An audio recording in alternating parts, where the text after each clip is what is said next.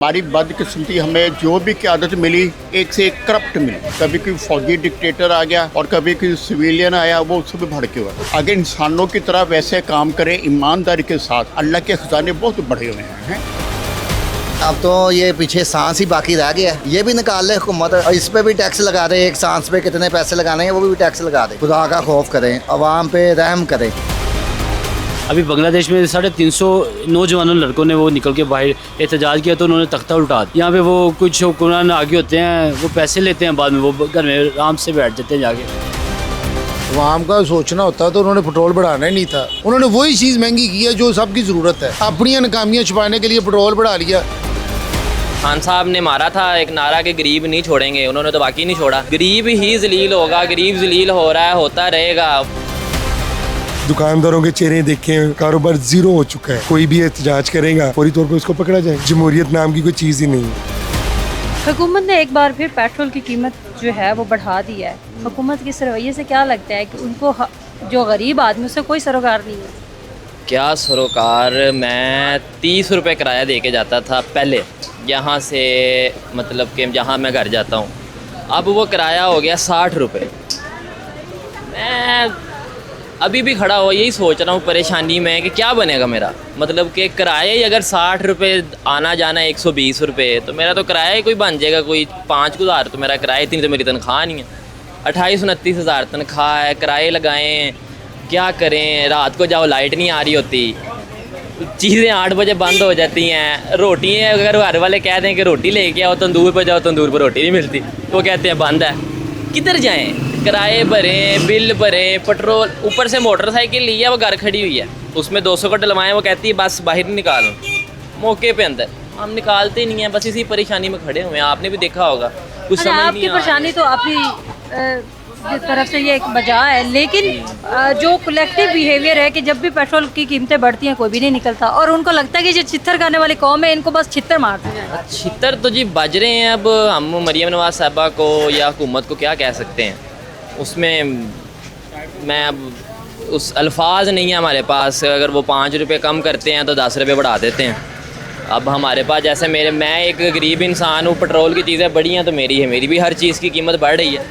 Automatically हर चीज़ महंगी हो रही है। हम गरीब ही जलील होगा, गरीब जलील हो रहा है, होता रहेगा। वो खान साहब ने मारा था एक नारा कि गरीब नहीं छोड़ेंगे, उन्होंने तो बाकी नहीं छोड़ा।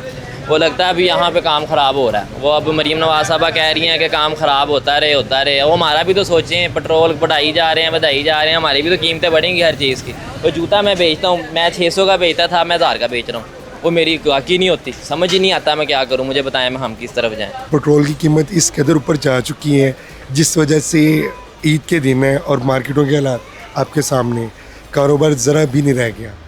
हुकूमत को थोड़ा सा सोचना चाहिए। हुकूमत नहीं सोच रही, बिल्कुल नहीं सोच रही।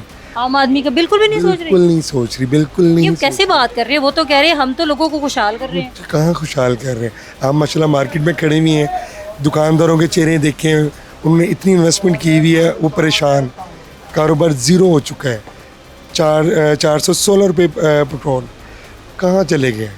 तो लोग भी तो डलवा रहे हैं, लोग खुश हैं इसके साथ? कहाँ खुश है मैम? खुश नहीं है, वो मजबूर है। उन्होंने अपने रोज़गार के लिए जाना है। निकलते भी तो नहीं है, स्ट्राइक भी तो नहीं करते। किस तरह करें?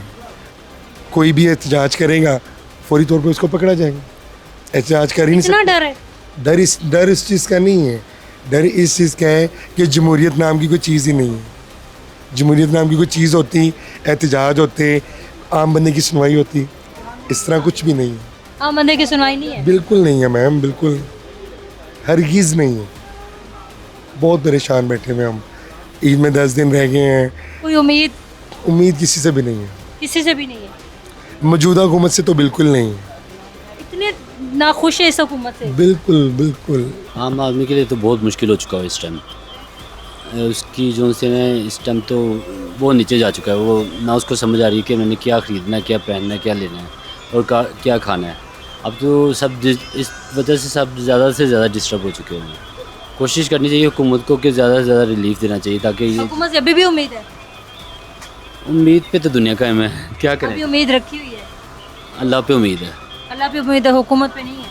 नहीं तो हुकूमत इस हुकूमत के बारे में क्या सोचती हैं कि ये जो गवर्नमेंट आई थी जिसने लोगों को खुशहाल करना था, लोग तो बदहाल हो रहे हैं। इस हुकूमत ने क्या खुशहाल करना है लोगों को, ये तो नीचे से नीचे करती जा रही है।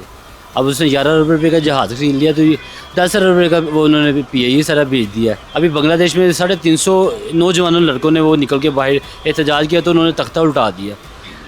उसके पहले वो डिफ़ॉल्ट हो रहा था श्रीलंका, उन्होंने वाम सारी वो निकली बाहर, उन्होंने कर दिया। लेकिन यहाँ पे कोई भी आगे नहीं हो रहा।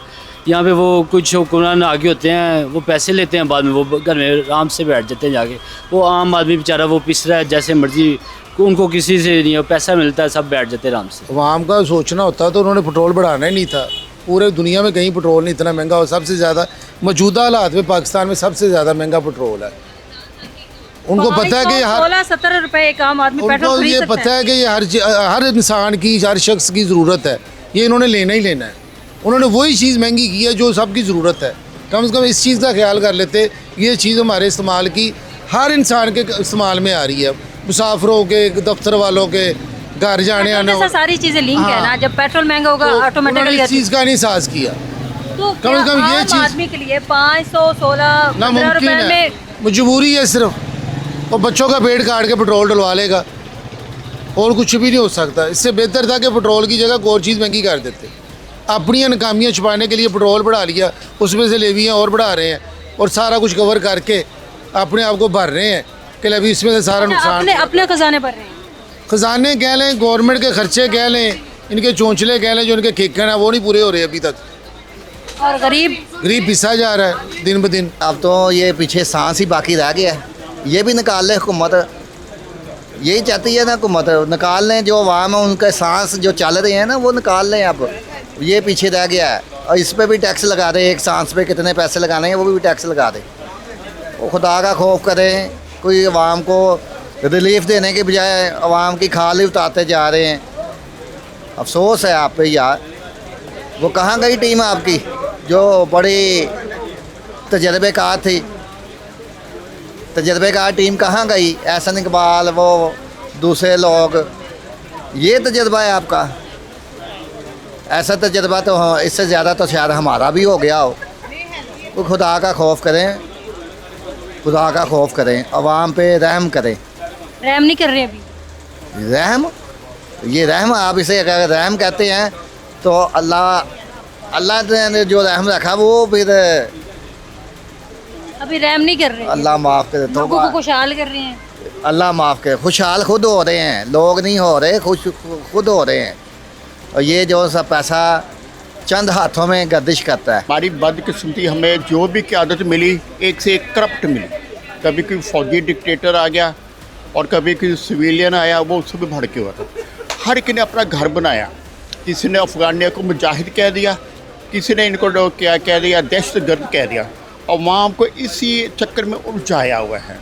अब जो सूरत हाल बन चुकी है, पेट्रोल महंगा है, कारोबार है नहीं, आम आदमी के लिए रोटी खाना भी मुश्किल हो रहा है, तो इस सूरत हाल को किस तरह से आप देख रहे हैं? मैं देख रहा हूँ, अगर हुकूमत सिंसियर है, जैसे वो हल्फ देते हैं जब वज़ीर आज़म बनता है या कोई सदर बनता है ना, अगर इंसानों की तरह वैसे काम करें ईमानदारी के साथ, अल्लाह के ख़जाने बहुत बड़े हुए हैं। अभी आपको नहीं लग रहा कि काम कर रहे हैं सीरियस होके? बेटा, अभी तो हमारे बाज़ार के अंदर अफरा तफरी बनी हुई है, अफरा तफरी बनी है। हमें किसी जगह के ऊपर नहीं रहने देते हैं।